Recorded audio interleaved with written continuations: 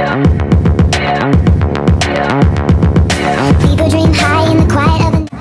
teman-teman semua, salam sehat untuk kita. Perkenalkan, nama aku Melinor Arista dari Angkatan B26 Fakultas Keperawatan Universitas Airlangga. Video kali ini, yuk ikut aku cari tahu seberapa luas pengetahuan mahasiswa UNER mengenai anak dengan autisme.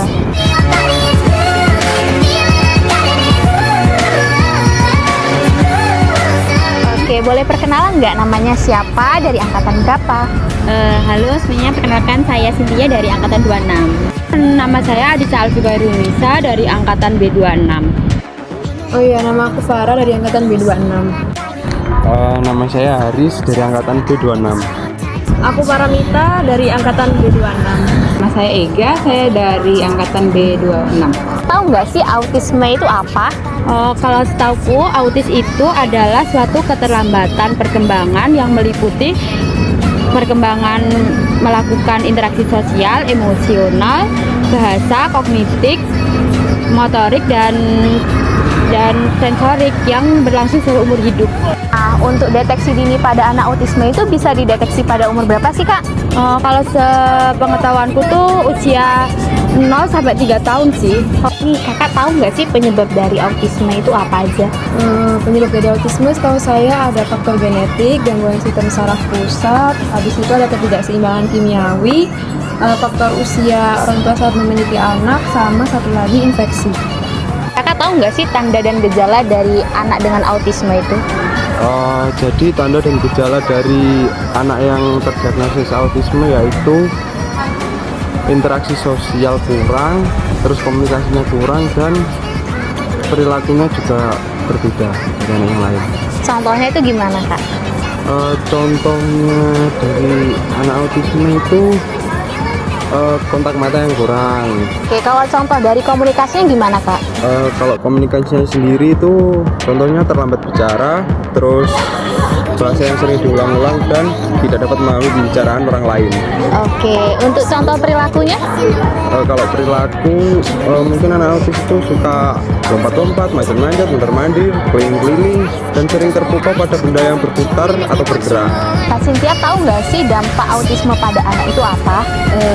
Biasanya sih dampaknya di segi sosial, terus cara dia berkomunikasi, sama di pola bermainnya, Kak. Oke, kalau bisa dicontohkan nih, kira-kira seperti apa, Kak? Kalau dari segi sosial itu biasanya anak kan pasti bermain ya, Kak, ya.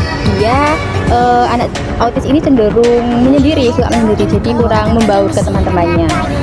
Kamita tahu nggak sih penata laksanaan pada anak autisme itu seperti apa?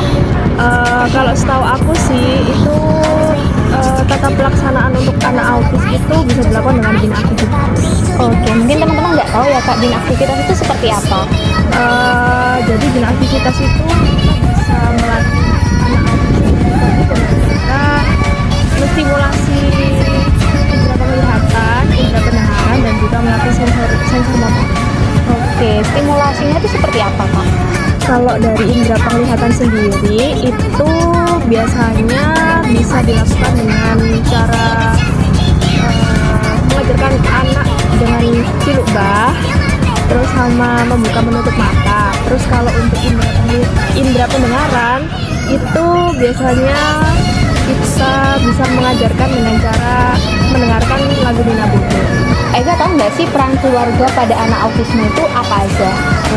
Kalau menurut aku sih, Kak, peran keluarga saat menghadapi anak dengan autisme itu biasanya anak autisme ini kan suka tantrum ya, Kak. Jadi itu keluarga harus tetap tenang dalam menghadapi anak yang sedang tantrum. Kemudian kalau misalnya ada benda-benda berpotensi berbahaya nih, dijauhin. Kemudian kita juga bisa melakukan komunikasi yang terbuka, dan apabila anak selesai tantrum, kita bisa berikan pujian seperti itu. Terima kasih, Kak. Maaf ganggu waktunya. Ya, Sebelum itu, boleh nggak kita jargon dulu ke kamera? boleh. Universitas Airlangga, excellent with morality. Excellent with morality. UNER, hebat. KP, bisa.